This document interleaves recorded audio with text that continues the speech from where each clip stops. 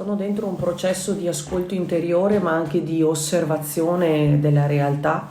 Non possiamo che prendere atto che ciascuno di noi è dentro un cammino di quotidiano, di impegno, ma anche di sforzo, mi sento di dire, un affrontare quotidianamente prove, piccole, medie o grandi che sia, che comunque ci fanno incontrare o scontrare con temi di dolore.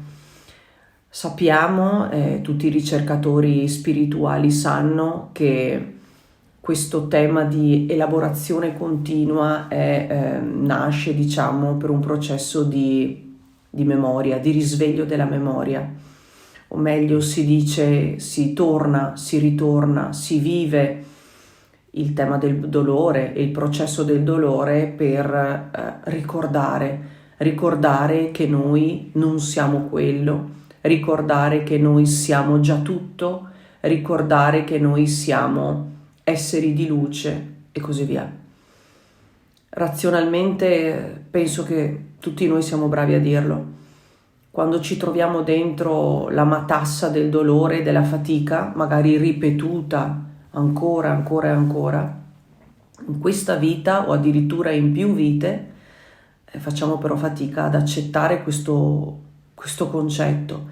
Ma è possibile che si debba fare tutto questo sforzo per ricordare, risvegliare la memoria? Davvero richiede così tanta energia, megatoni di energia e vite su vite su vite? Tu cosa ne pensi? Beh, la domanda, come sempre, sono domande molto, molto complesse, perché da una parte abbiamo già parlato del tema dell'allenamento, no? Mi ha fatto diversi riferimenti che la vita è come una palestra con un coach che ti allena, se devi fare muscoli devi farti forte, devi rafforzare il tuo sistema per allenarti. E tutto questo appunto per risvegliarti, spesso abbiamo detto anche del tema del sogno, no? Risvegliarsi da un sogno, eccetera. Però in questa discussione, anche introspezione che stiamo cercando di fare oggi, aggiungerei un tassello. Cioè, se fosse così, se fosse che dobbiamo ricordare, perché non ci ricordiamo così velocemente tutti quanti? Perché non ci risvegliamo con il semplice fatto che vediamo la vita, il sole, il fatto che respiriamo, il fatto che abbiamo questa bellezza di ogni giorno davanti ai nostri occhi? Perché non ci risvegliamo? Perché c'è tutte queste sofferenze, le guerre, le persone si ammalano, stiamo dentro continuamente a questa marasma di lentezza anche progressiva. Se il risveglio fosse una cosa veloce, tutte le vie meditative, le meditazioni, le varie sadhana nel mondo, perché non portano risvegliati così velocemente? Ecco, questa è un'altra domanda che aggiungo nella domanda. E la risposta, diciamo, è semplice, tra virgolette, perché il paragone è come dire, noi siamo un seme che ha la potenza dell'albero. Noi siamo un'onda che ha la potenza del mare.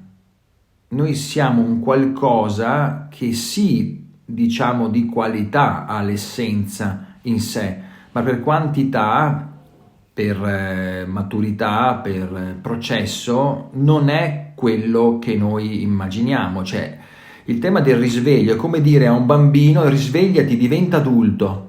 È come dire a un seme: risvegliati, diventa albero. Sei un albero, no? Dentro di te c'è la potenza di un albero. Sii albero. Ecco, questa cosa provate a immaginare, funziona? Funziona se noi diciamo a un bambino di dire: sì, risvegliati, dai, perché non sei distaccato dalle cose? Ti stacco quel gioco, perché piangi? Sii distaccato dalle cose, intanto il gioco è una cosa effimera che prima o poi si distruggerà. Il bambino ti guarda come per dire: ho un ego neanche costruito, sono piccolo, mi stacchi un gioco, questo è mio, punto. Ecco, in questi, come dire, paragoni si fa comprendere che c'è un qualcosa da aggiungere che si chiama processo alchemico di trasformazione. Un processo alchemico di trasformazione che produce lentamente il corpo di gloria, un corpo, una struttura energetica che sosterrà sempre di più livelli sottili di comprensione fino a quel punto di contenere lo stesso universo.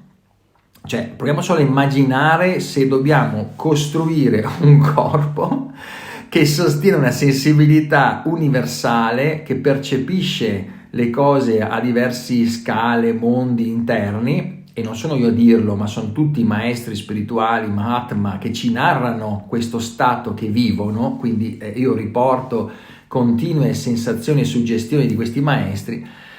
Beh, allora c'è qualcosa che non quadra, nel senso che come pretendiamo di risvegliarci quando abbiamo fatto 5 anni di università per imparare una materia e ci lamentiamo se non ci risvegliamo dopo 2 sedute di meditazione o qualche pratica di yoga o qualche pratica di preghiera o chissà quale ritiro.